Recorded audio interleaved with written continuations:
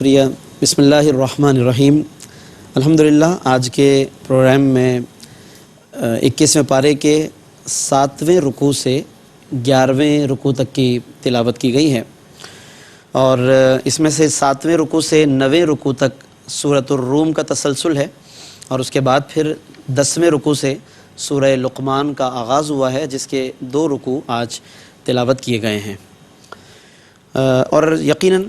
جس طریقے سے ہم نے گزشتہ پروگرام میں رکوع کے حساب سے مختلف قرآن مجید کے مضامین اختصار کے ساتھ آپ کے سامنے بیان کیے ہیں، تو اسی طرز پر اگر ہم ایک نظر ڈالیں قرآن کریم کے ان مضامین پر، یقیناً بہت کچھ ہمیں سیکھنے کو ملتا ہے، اور اندازہ ہوتا ہے کہ قرآن کریم اختصار کے ساتھ کن کن مضامین کی طرف اشارہ فرماتا ہے، اور پھر ان میں سے کن کن باتوں کی قرآن تفصیل بیان فرماتا ہے۔ 7واں رکوع 21ویں پارے کا جب ہم اس کے اوپر ایک نظر کرتے ہیں تو ہمیں نظر آتا ہے آغاز میں کہ اللہ رب العزت نے سب سے پہلے اس میں ایک مثال بیان فرمائی ہے کفار و مشرکین کی روزمرہ زندگی کی، کہ وہ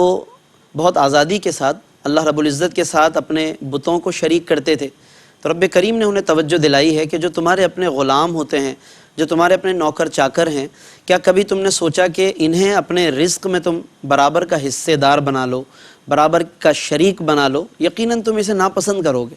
تو فرمایا گیا ہے، سوچنے کی دعوت دی گئی ہے کہ جب تم اپنے غلاموں کو اپنے ساتھ برابری کی بنیاد پر شریک نہیں ٹھہراتے، انہیں تم اپنے برابر نہیں لاتے اور اس کو گوارا نہیں کرتے، تو کس قدر افسوس کا مقام ہے کہ وہ اللہ رب العزت کہ جو تمام عالمین کا خالق و خلاق ہے، اس کے ساتھ تم اپنے ان بتوں کو شریک ٹھہراتے ہو کہ جو بے زبان اور بے جان ہیں۔ یہ رب العزت نے ایک مثال دے کر توجہ دلائی ہے کہ انسان اپنی روزمرہ زندگی کے معمولات میں غور کرے، اور پھر اپنے عمل میں غور کرے کہ وہ رب کے ساتھ کس طرح بے سوچے سمجھے وہ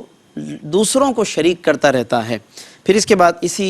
رکوع میں دین اسلام کے دین فطرت ہونے کو بیان فرمایا کہ دین ہماری فطرت سے کتنے قریب ہے، فطرت کا عکاس ہے، چاہے ہماری اخلاقیات ہوں، ہمارا معاش ہو، ہماری معیشت ہو، ہماری روزمرہ زندگی کے مختلف نجی معاملات ہوں، اجتماعی امور ہوں، اس دین میں ہر شعبے کی تعلیمات اور ہر شعبے میں رہنمائی موجود ہے، تو اس لیے اس پر قائم رہنے کا حکم دیا گیا ہے۔ پھر اس کے ساتھ ساتھ خواہشات کی پیروی کی وجہ سے لوگوں میں جو انتشار بڑھتا ہے، یعنی یہ گویا قرآن کا یہ بھی ایک میسج ہے کہ لوگوں میں جو انتشار بڑھتا ہے وہ دراصل انسان کی اپنی خواہشات کی وجہ سے، اور اسی کو علماء نے یوں بیان فرمایا کہ اختلاف اور مخالفت یا انتشار میں فرق ہے۔ اختلاف جو ہے اس کو رحمت قرار دیا گیا ہے، وہ دلیل کی بنیاد پر ہوتا ہے، علم کی بنیاد پر ہوتا ہے، اس میں کوئی ممانعت نہیں، لیکن جو انتشار ہے، جو محض خواہشات کی بنیاد پر ہے، اس کی ممانعت فرمائی گئی ہے۔ پھر اسی رکوع میں اللہ رب العزت نے لوگوں کی ایک اور نفسیات بیان فرمائی کہ جب انسان پر تکلیفیں آتی ہیں تو گڑ گڑا کر دعائیں کرتا ہے، رب کو کس طریقے سے راضی کرتا ہے، مناتا ہے، پھر جیسے ہی وہ خوشحالی کی طرف لوٹتا ہے تو پھر خوشحالی کے بعد پھر اللہ کو بھول جاتا ہے۔ آج ہمیں بھی غور کرنے کی ضرورت ہے کہ جب ہمارے گھر میں کوئی بیمار ہوتا ہے، کوئی تکلیف میں ہوتا ہے، تو ہم کتنے اخلاص سے دعائیں کرتے ہیں، کتنے اخلاص سے اس سے گڑ گڑا کر مانگتے ہیں، لیکن جب حالات نارمل ہوتے ہیں پھر ہم بھی نارمل ہو جاتے ہیں، پھر اللہ کو اس طرح سے ہم راضی نہیں کرتے۔ تو ضرور ہمیں اپنے طرز عمل میں غور کرنا چاہیے۔ کئی آیتیں ہیں کہ جن کے مخاطبین کفار ہیں، لیکن صوفیہ کا طرز یہ رہا، صوفیہ کا طریقہ یہ رہا کہ وہ ان آیات کو اپنے اوپر منطبق کرتے ہیں، اپنے آپ کو ان آیات پر پیش کرتے ہیں، اور پھر اللہ کی بارگاہ میں گڑ گڑاتے ہیں اور وہ رویا کرتے ہیں۔ پھر رب العزت نے اسی میں رزق کی کشادگی اور رزق کی تنگی کو بیان فرمایا کہ یہ دونوں باتیں ہماری حکمتوں سے خالی نہیں ہیں، تمہارے لیے رزق کو بھی ہم نے کشادہ فرمایا، کبھی ہم اس رزق میں تنگی بھی پیدا کرتے ہیں، لیکن دونوں کیفیتوں میں تمہیں ہماری ہی طرف دیکھنا چاہیے کہ ہم خالق ہیں، ہم رازق ہیں، اور ہم نے تمہارے لیے ان دونوں کیفیات میں بے شمار حکمتیں پیدا فرمائی ہیں۔ پھر اللہ رب العزت نے اسی کے ساتھ اسی سورۃ الروم کی آیت 38 میں رشتہ داروں، مساکین اور مسافرین کے حقوق ادا کرنے کا حکم فرمایا، فآت ذی القربى حقہ والمسکین وابن السبیل، کہ ان کے حقوق ادا کرو۔ حضرت امام اعظم ابو حنیفہ رحمۃ اللہ علیہ نے اسی سے یہ استدلال کیا کہ اگر یہ لوگ جو رشتہ دار ہیں جن کا ڈائریکٹ آپ کے ذمہ نفقہ نہیں ہے، لیکن اگر وہ محتاج ہیں اور کسی کو اللہ نے ان رشتہ داروں میں سے کسی کو متمول بنایا، خوشحال بنایا تو اس کے ذمے اس کا خرچہ بھی واجب ہے۔ حضرت امام ابو حنیفہ رحمۃ اللہ علیہ نے اس آیت سے استدلال کیا۔ تو آج کے دور میں ہم اپنے گرد و پیش نظر ڈالیں، اپنے گھر میں، رشتہ داروں میں، تو ہمیں یقیناً ایسے حالات نظر آئیں گے اور ہمیں اس سے انحراف نہیں کرنا چاہیے، نگاہیں بند نہیں کرنی چاہیے، بلکہ ہمیں ضرور اس میں حصہ ملانا چاہیے۔ پھر اللہ رب العزت نے اسی میں آیت 39 کے اندر سود کی بے برکتی اور زکوٰۃ کی برکتیں بیان فرمائی ہیں، اور یہ اسلامی معیشت کی بنیاد ہے کہ جس میں سود کو منع کیا گیا ہے، کیونکہ اس کا معال کار انجام بے برکتی ہے، زوال ہے، اور زکوٰۃ کی ادائیگی، پراپر طریقے سے صدقات اور اسلامک طریقے سے ٹریڈنگ کرنا، یہ بہرحال برکات ہے۔ اللہ رب العزت فرماتا ہے فَأُولَٰئِكَ هُمُ الْمُضْعِفُونَ کہ بہرحال وہی لوگ اضافہ پانے والے ہیں کہ جو اسلامی طریقے سے اپنے معاملات کو انجام دیتے ہیں۔ پھر اسی میں اللہ رب العزت نے اپنی قدرت کے بھی دلائل کو بیان فرمایا۔ پھر اس کے بعد 8ویں رکوع کی قاری صاحب نے تلاوت فرمائی ہے، اس کے اندر اللہ رب العزت نے ایک بہت بنیادی بات فرمائی کہ اس وقت جو تمہیں بحر و بر میں، خشکی میں، سمندر میں جو تمہیں ایک فساد نظر آ رہا ہے، یعنی کہ بحری طور پر، بری طور پر آج انسان کو جو خطرات لاحق ہیں، اس کا سبب انسان کی اپنی بدعمالیاں ہیں۔ خود انسان اپنی بدعمالیوں کے سبب کرائسس میں ہے، مشکلات میں ہے اور تکلیفوں میں ہے، اور اس لیے انسان کو اپنے اعمال پر غور کرنا چاہیے۔ پھر دوبارہ وہ بات فرمائی جو اس سے پہلے گزر چکی کہ عبرت کے حصول کے لیے زمین کی سیر کرو، دیکھو کہ کس طرح کس کا کیا انجام ہوا، اور تمہیں اللہ نے جو اس وقت جس حال میں رکھا ہے تو کہیں تم بھی پھر اس کا شکار نہ ہو جاؤ۔ رب العزت نے دعوت فکر دی ہے۔ پھر گزشتہ اقوام کے مجرمین کا انجام بیان کیا، اہل ایمان کے ساتھ نصرت کا وعدہ فرمایا، اور پھر اسی 8ویں رکوع کے اندر 21ویں پارے میں ایک بہت اہم بحث آیت نمبر 52 میں، جس کو علماء سماع موتا کے حوالے سے ذکر کرتے ہیں۔ سماع موتا کا مطلب کہ مردے جو ہو جاتے ہیں، انتقال کر جاتے ہیں، کیا وہ سن سکتے ہیں یا نہیں سن سکتے؟ آیت میں فرمایا کہ فَإِنَّكَ لَا تُسْمِعُ الْمَوْتَى، اے محبوب صلی اللہ علیہ وسلم آپ ان مردوں کو نہیں سناتے۔ اس سے پھر ایک بحث پیدا ہوئی علماء کے درمیان کہ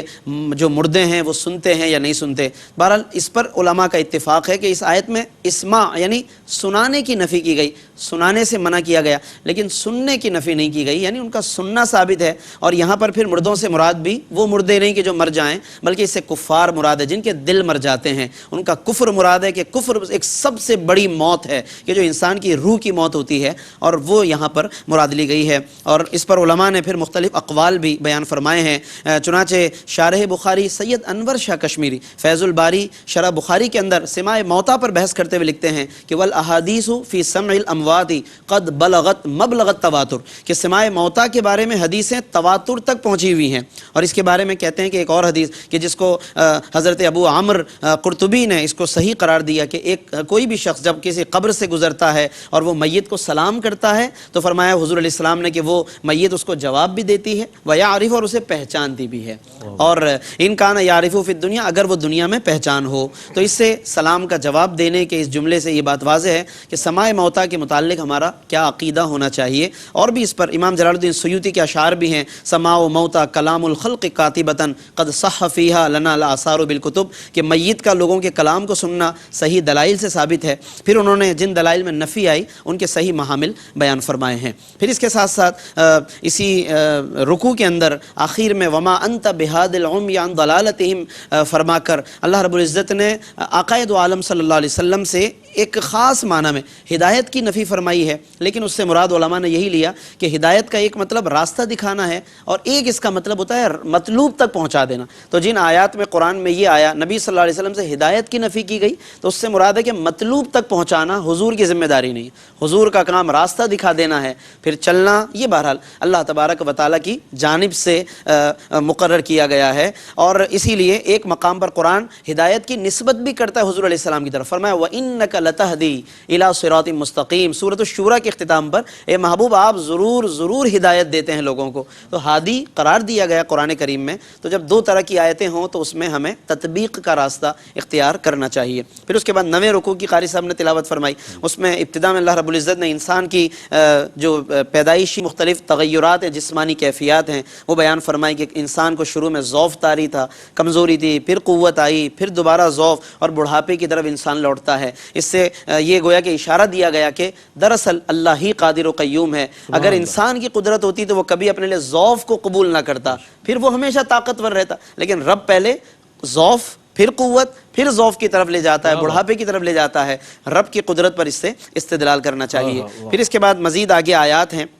آگے جا کر آیت 57 میں اللہ رب العزت نے قیامت کا ایک منظر بیان فرمایا، جس میں فرمایا کہ لوگوں کو اس دن کوئی معذرت کام نہیں آئے گی۔ آج ہم معذرتیں کر لیتے ہیں، لیکن اگر ہم نے یہ سوچا کہ اسی طرح کا رویہ ہم قیامت کے دن بھی اختیار کر لیں گے، کوئی معذرت کام آئے گی؟ فرمایا فَيَوْمَئِذٍ لَا يَنْفَعُ الَّذِينَ ظَلَمُوا مَعْذِرَتُهُمْ، اس دن ظالموں کو کوئی معذرت کام نہیں آئے گی۔ آج سوچنے کا اللہ نے موقع دیا تو ضرور اس موقع سے فائدہ اٹھانا چاہیے۔ پھر اختتام پر، یعنی اسی رکوع کے اختتام پر اور ساتھ ساتھ سورۃ الروم کا بھی اختتام ہے، رب کریم نے عقائد و عالم صلی اللہ علیہ وسلم کو صبر کی تلقین فرمائی۔ کفار کے اعتراضات، طعن و تشنیع پر آپ صبر کیجئے، استقامت کے ساتھ اپنا کام جاری رکھیے، اور اس میں تمام اہل اسلام کے لیے یہ دعوت ہے کہ وہ صبر اور استقامت کے ساتھ چلتے رہیں۔ اور پھر فرمایا کہ وَلَا يَسْتَخِفَّنَّكَ الَّذِينَ لَا يُوقِنُونَ، جو غیر یقینی کیفیت کے حاملین ہیں، اے اہل ایمان وہ تمہیں نہ پھسلا دیں راہ حق سے۔ چنانچہ آج طرح طرح کے اعتراضات کا سامنا ہے، لوگ کنفیوژن کریٹ کرتے ہیں، خدشات پیدا کرتے ہیں، سوشل میڈیا پر طرح طرح کے اعتراضات کرتے ہیں۔ اللہ رب العزت نے اصول بتا دیا کہ جب تمہیں جو اللہ نے دین مذہب عطا کیا وہ یقین پر مشتمل ہے، تو اعتراضات اور خدشات کی پیروی نہ کرو، کیونکہ اس میں غیر یقینی کیفیت ہے، اور وہ چاہتے یہی ہیں کہ تمہیں راہ حق سے ہٹا دیں، تو تمہیں آقا دو عالم صلی اللہ علیہ وسلم کی پیروی کرنی چاہیے۔ اس کے بعد پھر مزید 2 رکوع کی تلاوت کی گئی، ایک 10ویں رکوع کی اور ایک 11ویں رکوع کی۔ 10ویں رکوع میں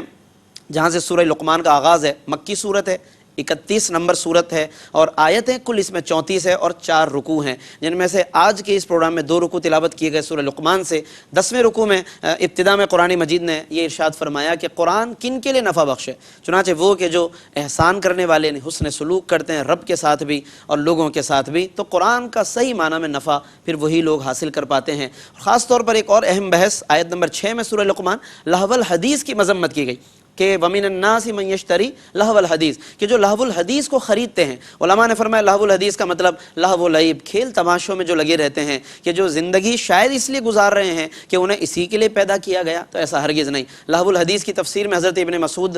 3 مرتبہ دہرا کر فرمایا کرتے تھے هو الغناء، اللہ کی قسم اس سے گانے باجے مراد ہیں، اور اللہ رب العزت نے اس کی مذمت فرمائی۔ تو جو گانے باجے میں لگے رہتے ہیں، اسی کو زندگی سمجھا ہوا ہے، انہیں دعوت فکر ہے کہ وہ ان مقدس لمحات میں اور قرآن کریم کی ان مقدس تلاوت میں غور کر کے اپنے آپ کے لیے ایک اچھا راستہ وہ منتخب کریں۔ اور حضرت ابراہیم نخعی نے تو فرمایا کہ گانے باجے یہ دلوں میں نفاق پیدا کرتے ہیں، دین سے دوری پیدا کرتے ہیں۔ چنانچہ ہم یقیناً یہ دیکھتے بھی ہیں کہ وہ دین سے دوری کا راستہ لوگ اختیار کر لیتے ہیں۔ پھر اس کے بعد اہل ایمان کے لیے جنت کی نعمتوں کا تذکرہ فرمایا اور دیگر